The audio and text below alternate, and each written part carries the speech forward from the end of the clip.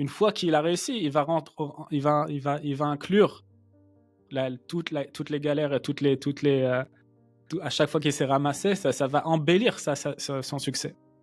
Le mec qui a réussi, il dit ouais, bah, j'ai repris la boîte de papa. Il va pas raconter.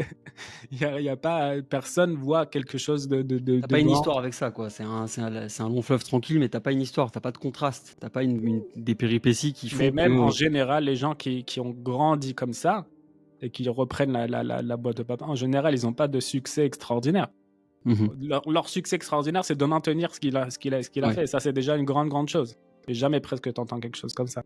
Et il y a aussi un Yann comme ça.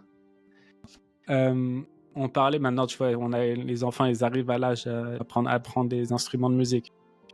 Et quelqu'un, il m'a dit, il est prof de musique.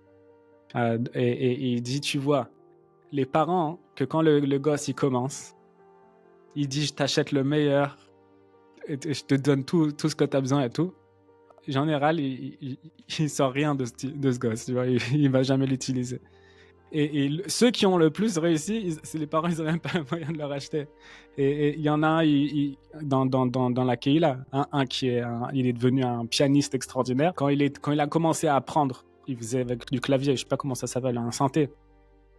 Alors, son grand frère, il en avait un et il le laissait pas l'utiliser. Il lui a dit, tu veux l'utiliser, tu payes 1 shekel par heure.